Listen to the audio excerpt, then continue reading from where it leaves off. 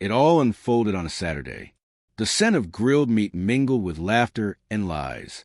Smoke twisted lazily toward the sky, while people joked and clinked their glasses. Everything felt normal until it didn't.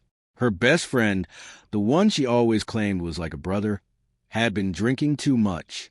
His words stumbled before his brain could stop them. One minute he was boasting about his new truck, and the next, his brag took a darker turn. "Man, if you only knew what went down on your wedding day," he slurred, laughing. The group joined in. She even chuckled until he said the rest. "I got her pregnant before you even said, 'I do.'" The laughter froze. The air turned heavy. The grill hissed in the background as everything inside me fractured. I didn't speak. I didn't move. I just stared at her while the color drained from her face, and his grin melted into panic. The truth has a way of clawing out. It doesn't go back and once it's free. We'd spent 7 years together.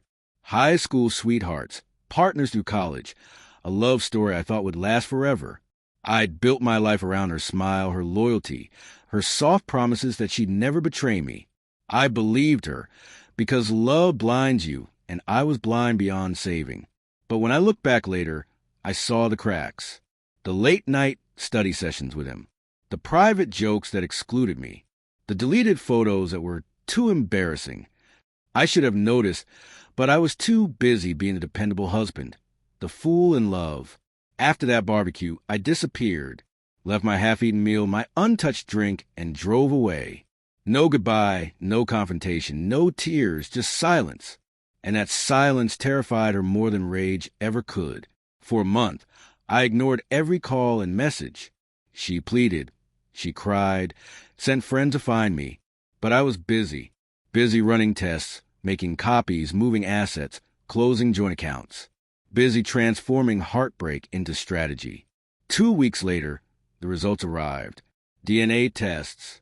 Both kids, hers and his, not mine. Conceived before vows, before rings, before the lies were legalized. I didn't explode. I didn't scream. I just understood. Everything finally made sense. So I planned carefully. Waited until she thought time had healed me. Until she started smiling again. Convincing herself that I'd forgiven her. That's when I called his wife. The quiet one.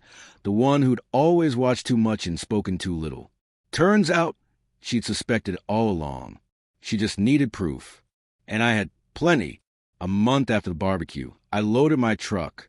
Her clothes, the kids' toys, their little drawings that said Dad in crayon. All of it. Even her fancy luggage. Then I drove, not to her place, not to mine, but to his. They were all there, him, her, and his wife. I parked in the driveway, stepped out calmly, and rang the bell. She opened the door, her face lighting up like she thought I'd come to reconcile. Poor soul. "Can we talk?" I asked quietly. They agreed, nervous but hopeful.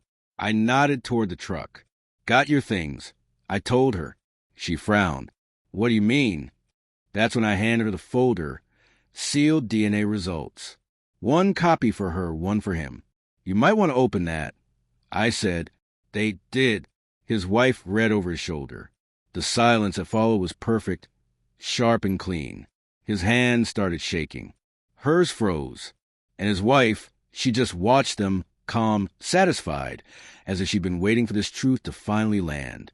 I didn't shout, didn't curse, just looked at the woman I once loved and said, "You always said you wanted a family with him. Congratulations, you got one." Then I turned and walked away. She ran after me, sobbing, trying to explain. But the truth doesn't need translation.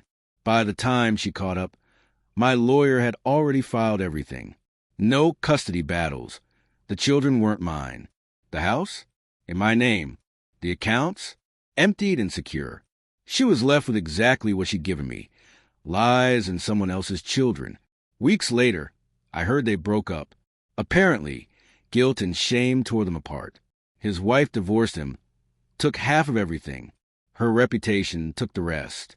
As for me, I vanished again, but this time on my own terms. New city, new name, new peace. Sometimes I still hear her voice in my mind, trembling, begging for forgiveness. But I feel nothing now. Hate takes energy. And I burned all of mine out the day she realized the kids she made me love were never mine. All that's left is silence and a quiet satisfaction. Because revenge isn't about anger. It's about truth, delivered cold and final. It's walking away while their world collapses behind you. And as I drove off that day, their house shrinking in my mirror, I realized something simple. Some stories don't end. They settle. They balance. Justice doesn't need noise. It just needs to be done.